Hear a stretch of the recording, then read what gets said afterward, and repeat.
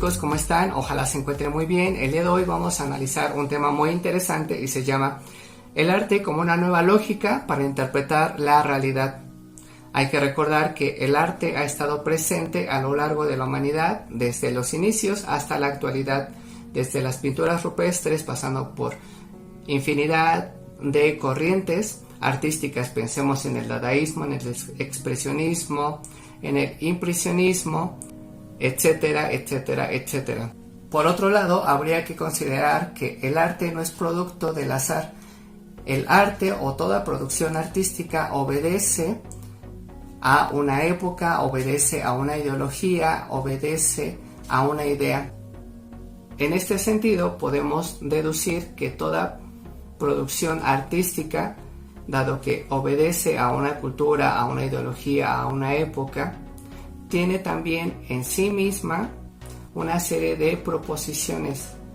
Las proposiciones son las ideas que permiten darle cuerpo a una obra artística. Ejemplifiquemos esto para aclarar la idea. Y lo vamos a hacer a partir de una obra muy importante que se llama El Grito. Habría que decir que El Grito fue pintada alrededor de 1890. También es importante aclarar que hay varias reproducciones de la misma obra por parte del artista. Si ustedes pueden observar, hay dos barcos que están en la obra. Estos barcos representan, según varios intérpretes, una época pasada, una época anterior a la modernidad. Si ustedes pueden observar, además, estos barcos pareciera que se encuentran en un estado de reposo o de tranquilidad.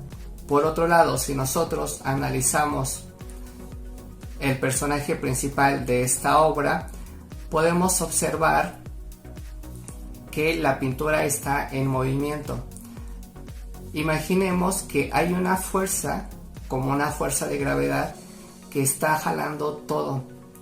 Pareciera que lo está jalando hacia su centro. Curiosamente, en el centro podemos observar la pintura principal, que también está en movimiento. La modernidad representa esta fuerza que hace que todo esté en constante movimiento. Que esté en movimiento no solo los sujetos o las personas, sino que también esté en movimiento toda una época. En la modernidad nada se detiene. En la modernidad todo está en constante flujo, en constante cambio. Las modas, los carros, las televisiones, las personas, las ideologías, las creencias, todo está en constante cambio. En este sentido podemos observar que el cuadro está lleno de ideas, está lleno de proposiciones.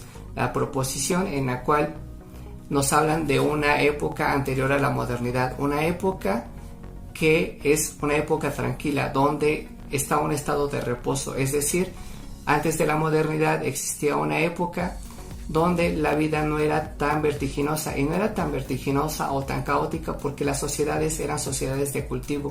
Entonces no había esta precipitación por apurarse por los tiempos, por llegar a tiempo al trabajo.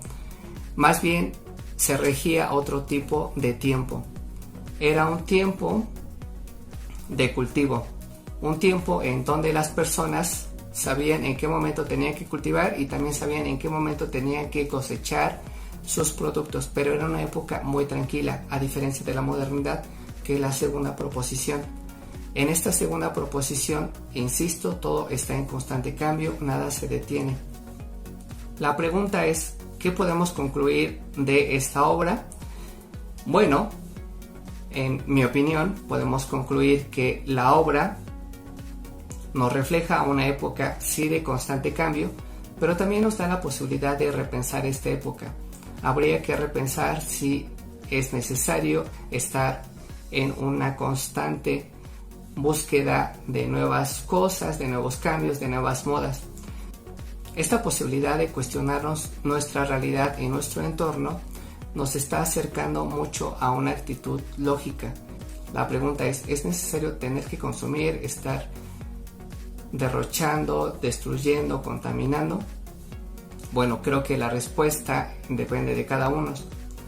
Sin embargo, es interesante el análisis de las obras de arte porque reflejan mucho de la realidad. Finalmente, toda obra de arte nos da una enseñanza y nos permite cuestionar nuestra realidad y nuestro entorno.